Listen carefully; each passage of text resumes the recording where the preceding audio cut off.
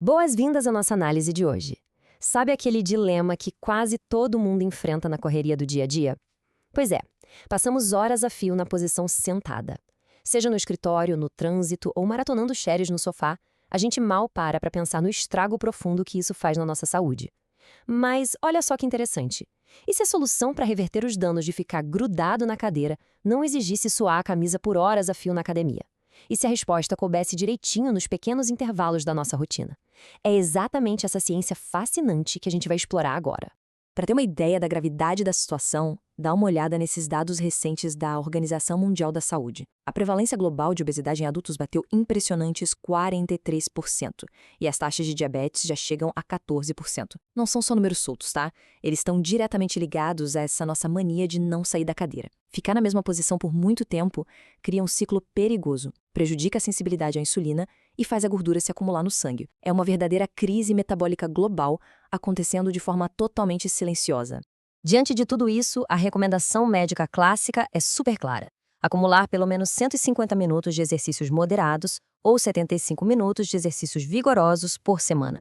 Mas vamos falar a verdade. Essas recomendações quase sempre batem de frente com a realidade das nossas agendas. A falta de tempo é disparado a barreira número 1 que as pessoas citam para não se exercitar. Então surge aquela dúvida essencial: se a gente não tem tempo para o modelo tradicional de exercícios, existe alguma alternativa viável que a ciência realmente comprove? Parte 1, afinal, o que são esses lanches de exercício? Bom, se uma sessão de 45 minutos na academia parece aquelas refeição pesada, super difícil de encaixar na agenda, a ciência tem uma saída bem mais acessível. E não, infelizmente não estamos falando de pausas para comer salgadinhos.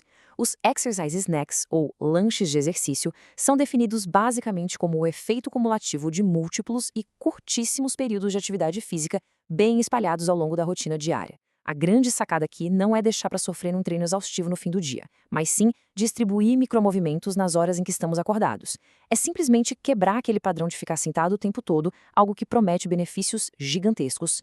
Parte 2, a ciência e as evidências. Para descobrir se esses famosos lanches funcionam de verdade, a gente precisa olhar para uma revisão sistemática e meta-análise super abrangente, publicada em 2026 pela equipe do pesquisador Peng. Eles queriam entender o impacto exato dessas pausas ativas, de intensidade leve a moderada, no metabolismo de adultos sedentários. E olha, o rigor dessa jornada acadêmica foi impressionante. Eles não pegaram qualquer estudo por aí. Começaram com mais de 1.200 registros de várias bases globais e foram filtrando tudo meticulosamente, tirando duplicações e estudos com falhas. No final das contas, sobraram só 15 ensaios clínicos randomizados de altíssima qualidade, envolvendo 334 participantes. É em cima dessa ciência super sólida que a gente vai basear as nossas conclusões hoje. Parte 3. O que realmente melhora no nosso metabolismo. A grande questão, então, é, depois de mergulhar em todos esses dados de alta qualidade, o que os pesquisadores acharam? Quais marcadores respondem de verdade a essas curtas explosões de atividade? O contraste dos resultados nos mostra um quadro revelador. Os lanches de exercício trouxeram melhorias reais em vários biomarcadores cruciais. A gente vê reduções na glicemia de jejum, que é basicamente o açúcar no sangue, além de quedas no colesterol total, nos triglicerídeos, que são as gorduras do sangue, e no colesterol LDL, aquele famoso colesterol ruim. Por outro lado, coisas como a insulina de jejum e o HDL, o colesterol bom, não sofreram alterações estatisticamente significativas. Ou seja, a atividade funciona super bem, mas age em vias metabólicas bem específicas do nosso corpo.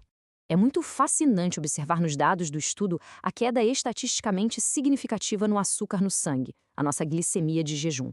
E a biologia por trás disso é, literalmente, um espetáculo. Quando a gente faz esses lanches de exercício focados em uma caminhada leve, o corpo recruta fibras musculares que começam a contrair. Essas contrações ativam uma via celular chamada AMPK. O que ela faz? Ela manda as células absorverem a glicose da corrente sanguínea sem nem precisar de insulina.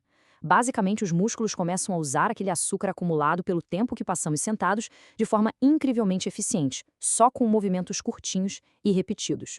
E a coisa não para no açúcar, tá? O impacto nas gorduras do sangue é notável. Essas reduções nos triglicerídeos e no colesterol LDL acontecem porque essa atividade aeróbica de baixa a média intensidade é excelente para estimular uma enzima chamada lipase lipoproteica. Pensa nela como uma equipe de limpeza que varre as gorduras da corrente sanguínea muito mais rápido do que quando a gente fica em repouso prolongado.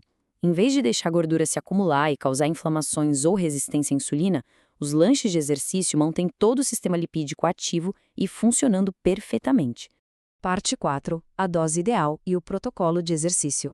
Bom, com a prova clínica bem estabelecida, é hora de avançar para o mundo real. Afinal, a ciência é muito mais útil quando a gente consegue aplicar, certo? As análises do estudo de 2026 traçaram o mapa exato para implementar isso de forma otimizada. E se tem um protocolo de ouro para gravar na memória hoje, é esse aqui. A fórmula do sucesso foca em caminhadas de 3 minutos ou menos por sessão. Essa quebra deve acontecer mais de 5 vezes ao dia. E a regra número 1 é: nunca ultrapassar 30 minutos seguidos na posição sentada.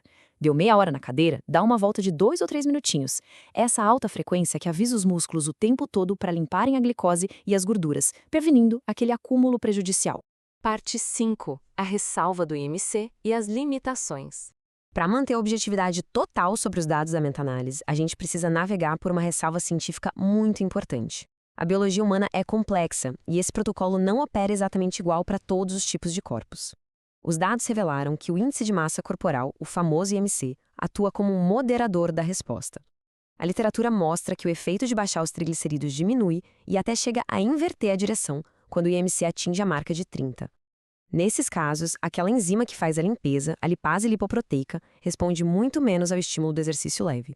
O que isso significa na prática? Significa que para populações com IMC acima de 30, apenas os lanches de exercício podem não dar conta de limpar as gorduras do sangue, indicando que abordagens complementares ou exercícios estruturados são essenciais. E tudo isso traz a gente para uma reflexão final muito poderosa. A ciência mostra de forma muito clara que essas pequenas pausas ativas a cada 30 minutos têm um impacto real e clinicamente comprovado no nosso corpo. Esses lanches de exercício desafiam totalmente a velha ideia de que a gente precisa sofrer por horas a fio de esforço intenso para ter saúde. Eles provam que a consistência ao longo do dia é de fato o grande antídoto contra os males do sedentarismo. Então fica aqui a nossa grande pergunta. Será que não passou da hora de a gente redefinir completamente a estrutura das nossas rotinas diárias e dos nossos ambientes de trabalho em favor do metabolismo humano? Fica a reflexão.